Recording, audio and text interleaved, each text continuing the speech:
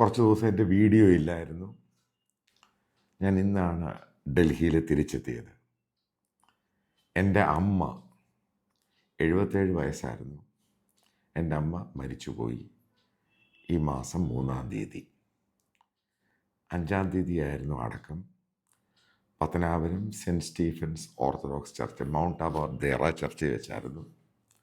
അടുത്ത ബന്ധുമിത്രാദികളെല്ലാം വന്നു. വിദേശത്തുനിന്ന് ആരും അടുത്ത ബന്ധുമിത്രാദികളാരും ഇല്ലായിരുന്നു.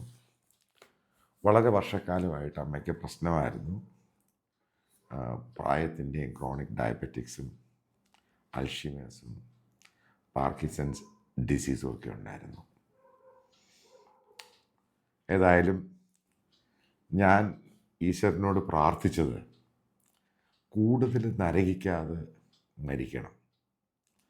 കാരണം കൂടുതൽ കിടക്കും തോറും അസുഖമായിട്ടും എപ്പോഴും സഹായമില്ലാതെ മുന്നോട്ട് പോകുന്ന വലിയ പ്രശ്നമാണ്. അപ്പം ഞാനും അത് പ്രാർത്ഥിച്ചിരുന്നു, നരകിക്കരുത് കൂടുതൽ. ഏതായാലും കാര്യങ്ങളെല്ലാം വളരെ മംഗളമായിട്ട് നടന്നു. അപ്പം അതുകൊണ്ടാണ് ഇത്രയും ദിവസം, അതായത് ഈ ഒരു കാലയളവിൽ വീഡിയോ ഇല്ലായിരുന്നു. അപ്പം ഞാൻ നാട്ടിൽ വെച്ച് ഉണ്ടായിരുന്ന സമയത്ത്, അതായത് ഇന്നലെ, അവിടെ വെച്ചാണ് ഇത് അറിയുന്നത്, ഡൽഹിയിൽ ബോംബ് ബ്ലാസ്റ്റ്. സത്യം പറഞ്ഞത് എൻ്റെ അമ്മ മരിച്ചതിനേക്കാളും ക്രൂരമായിട്ടാണ് ഇന്നസെൻ്റായിട്ടുള്ള ചെറുപ്പക്കാരും മറ്റുള്ളവരും, അതായത് അമ്മ 77 വയസ്സ് വരെ ജീവനോടിരുന്നു. അത് ഒരു വലിയ കാര്യമാണത്. അതായത് എൻ്റെ 2 പേരൻസും മരിച്ചുപോയി. അത് ഫാദറാണെങ്കിലും മദറാണെങ്കിലും മരിച്ചുപോയി.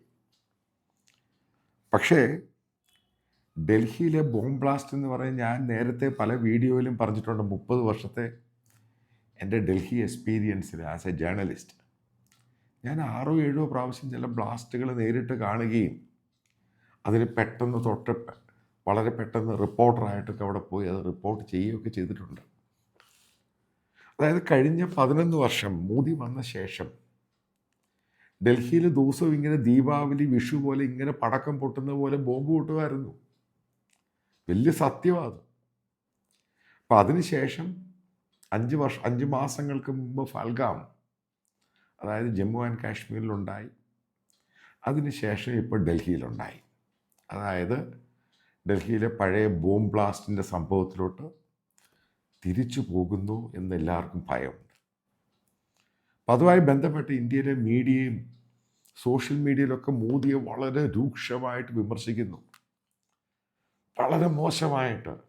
ഫാൽഗാം ഉണ്ടായി, അതിനുശേഷം ഇവിടെ ഉണ്ടായി. അപ്പം അവരോടുകൂടിയാണ് ഈ വീഡിയോയിൽ ഞാൻ പറയാൻ ഉദ്ദേശിക്കുന്നത്, മോദി BJP ഇന്ത്യ ഭരിച്ച ഇന്ത്യ സേഫാണ് ഇന്ത്യ.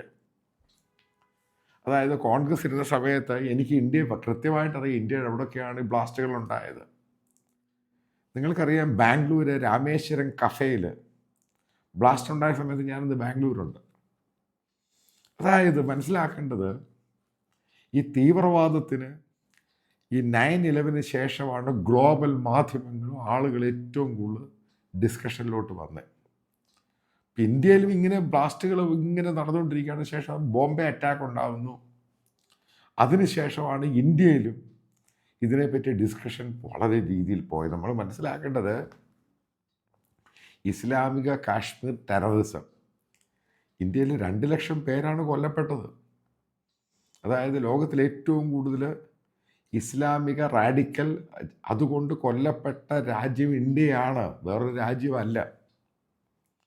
അപ്പോൾ അവരൊക്കെ പല ആൾക്കാരും പല രീതിയിൽ പറയുമ്പോഴിപ്പോഴും ഡൽഹി ബ്ലാസ്റ്റുമായി ബന്ധപ്പെട്ട് അത് മോദിയുടെ തലയിലും BJPയുടെ തലയിലും വെക്കുമ്പോഴും ഒരു കാര്യം ഞാൻ കൃത്യമായിട്ട് പറയാം. ഇന്ത്യയുടെ സേഫസ്റ്റ് എന്ന് പറയുന്നത് കോൺഗ്രസ് ഭരിക്കുന്നില്ല. രാഹുൽ ഗാന്ധി വന്നാലും കോൺഗ്രസിൻ്റെ പല പാർട്ടികൾ ചേർന്ന് ഇന്ത്യ ഭരിച്ചാലും ഈ സേഫ് സോൺ, അതായത് നാഷണൽ സെക്യൂരിറ്റിയുമായി ബന്ധപ്പെട്ട് ഈ പറയുന്ന രീതിയിലൊന്നും കാര്യങ്ങൾ മുന്നോട്ട് പോയില്ല. പഴയകാല ചരിത്രങ്ങൾ നമുക്ക് എടുക്കാം, 1 2 ഒന്നും അല്ല.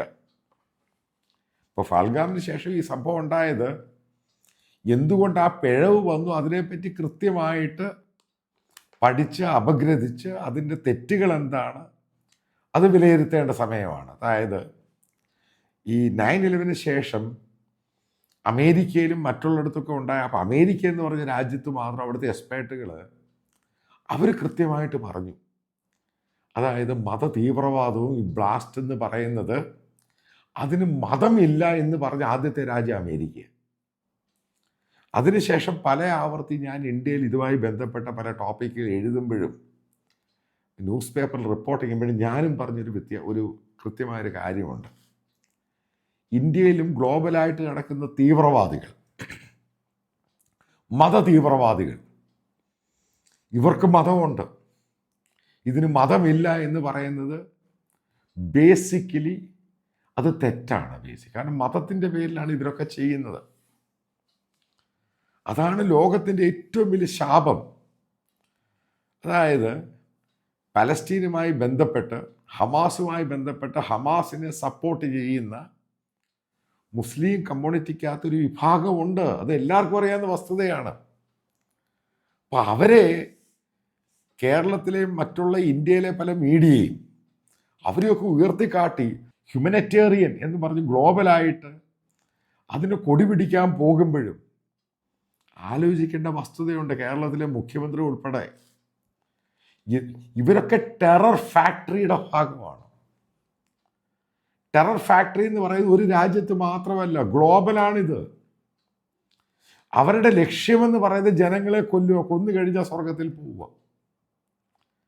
അപ്പം ആ ഒരു മത ഫിലോസഫിയിൽ നിൽക്കുമ്പോൾ ഒരു പല രാജ്യങ്ങളും ഈ പല ഗ്രൂപ്പുകളും ടെറർ ഗ്രൂപ്പുകളും ISIS, അൽ ഖൈദ, ഹമാസ്, ഇതൊക്കെ എന്തിനാണ് ഉണ്ടായത്? ഇതിൻ്റെ ഭാഗമായിട്ടുണ്ടായ സംഭവങ്ങളാണ്. കാശ്മീർ എന്ന് പറയുന്ന ഒരു സംഭവം, അതിൻ്റെ പേരിൽ എഡ്യൂക്കേറ്റഡ് ആയിട്ടുള്ള ഒരു ഡോക്ടേഴ്സ് കപ്പിൾ,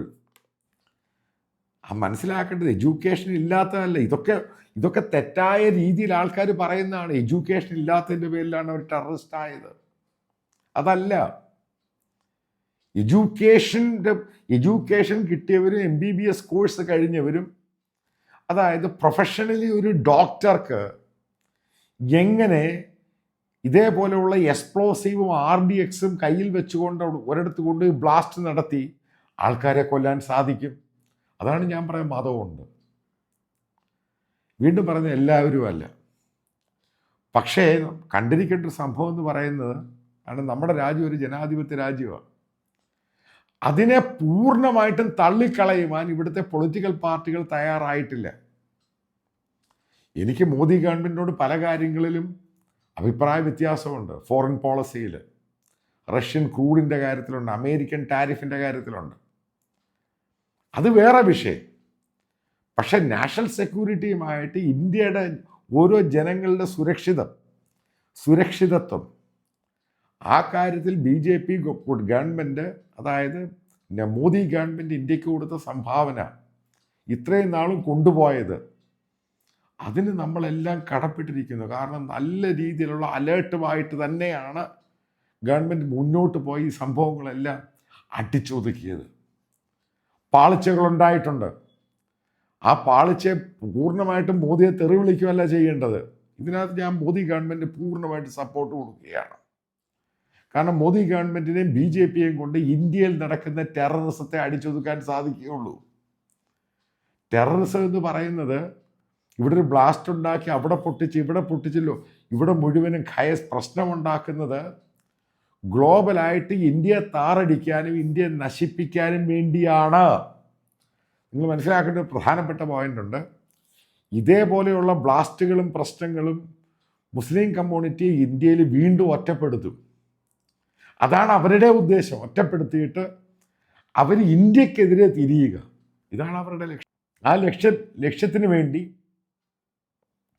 അവർ പല ഫ്രഞ്ച് ഗ്രൂപ്പുകളെയും കൂട്ടുപിടിച്ചാൽ മുന്നോട്ട് പോകുന്നത്. ഇതൊക്കെ വലിയ സത്യങ്ങളാണ്. പക്ഷേ അതിനെ നമ്മുടെ ഇപ്പോൾ കോൺഗ്രസ് ആണെങ്കിൽ ഇവിടുത്തെ പ്രതിപക്ഷ രാഷ്ട്രീയ പാർട്ടികളാണ്, പല പൊളിറ്റിക്കൽ പാർട്ടികളും ഇതിനെ പൂർണ്ണമായിട്ടും തള്ളിക്കളയുന്നില്ല. അതാണ് ഇന്ത്യയുടെ ഏറ്റവും വലിയ പ്രശ്നം. ഒരു സാധാരണക്കാരനായ ഞാനോ നിങ്ങളോ മെട്രോ സ്റ്റേഷനിലോ റെയിൽവേ സ്റ്റേഷനിലോ എയർപോർട്ടിലോ അല്ല മാർക്കറ്റിലോ പോകുമ്പോൾ നമ്മളെന്ത് തെറ്റ് ചെയ്തു? നമ്മുടെ കുഞ്ഞുങ്ങൾ എന്ത് തെറ്റ് ചെയ്തു? ഇന്നസെന്റ് സിവിലിയൻസ് അവരെന്ത് തെറ്റ് ചെയ്തു? അവരുടെ മുകളിലോട്ട് വണ്ടി ഇടിച്ചു കയറുന്നു, അവരെ കൊല്ലുന്നു. ലോകത്തിൽ നടക്കുന്ന സംഭവം. വലിയ വലിയ ബ്ലാസ്റ്റുകൾ ഉണ്ടാക്കുന്നു, അവരെ കൊല്ലുന്നു. ഇതിനൊന്നും ബേസിക്കലി ഒരു ഉത്തരം കൊടുക്കുവാൻ ഇന്ത്യയിലെ പ്രതിപക്ഷ പാർട്ടികൾക്ക്, ഇൻക്ലൂഡിങ് കമ്മ്യൂണിസ്റ്റ് പാർട്ടിക്ക് സാധിച്ചിട്ടില്ല.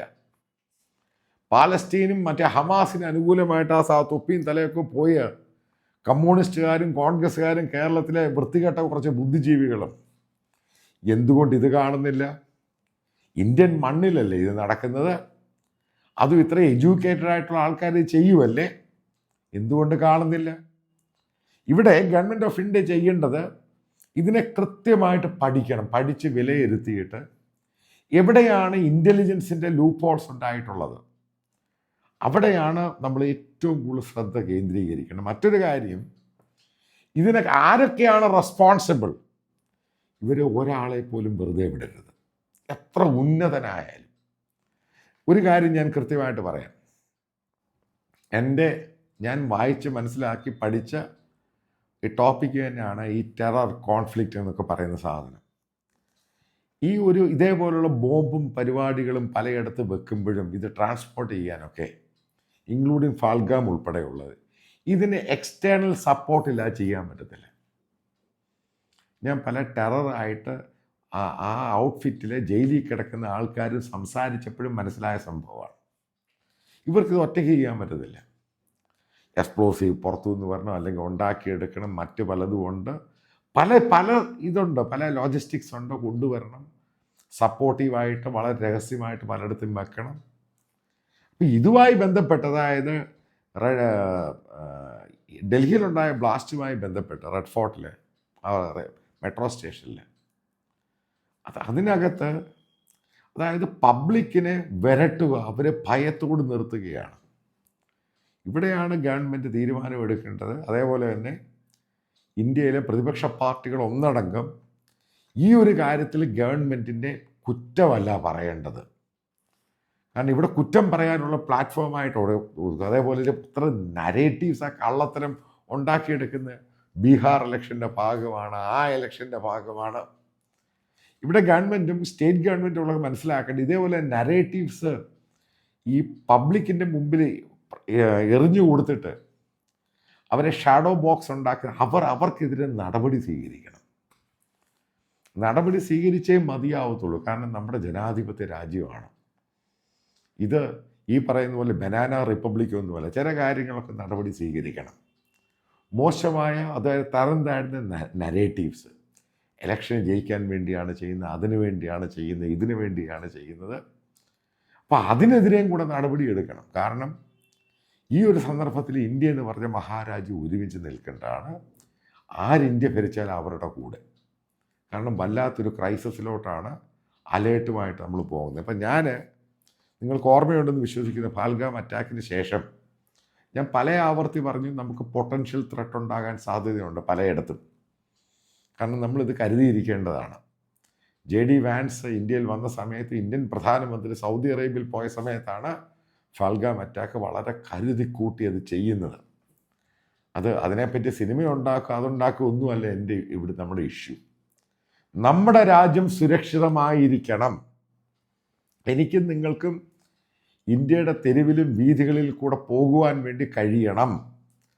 നമ്മൾ ഇതേപോലെ ബ്ലാസ്റ്റുമായിട്ട് ബന്ധപ്പെട്ടോ നമ്മുടെ ജീവിതത്തിന് പ്രശ്നങ്ങളുണ്ടാകുന്ന രീതിയിൽ വരുന്ന എല്ലാ തീവ്രവാദ ശക്തികളെയും നമ്മൾ ഒരുമിച്ചാണ് തകർത്ത് ഓടിക്കേണ്ടത്.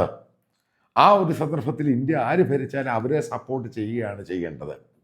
വീണ്ടും ആവർത്തിക്കുന്നു, ഇന്ത്യയിലെ ടെററിസം നശിപ്പിക്കുവാൻ BJPക്ക് മോദിക്കേ കഴിയുന്നുള്ളൂ. കോൺഗ്രസിനെ കൊണ്ട് കഴിയത്തില്ല. അവർ പല ആവർത്തി കാണിച്ചിട്ടുണ്ട്. ഈ കാര്യത്തിൽ പൂർണ്ണമായിട്ടും ആൾക്കാരെ പണിഷ് ചെയ്യണം, ജസ്റ്റിസ് കൊണ്ടുവരണം. അത് കൊണ്ടുവന്നേ മതിയാവത്തുള്ളൂ. നമ്മൾ ഇന്ത്യ എന്ന് പറഞ്ഞ മഹാരാജ്യം നിന്ന് മുന്നോട്ട് പോകുവാൻ ഇത് ഏറ്റവും കൂടുതൽ ആവശ്യമാണ്.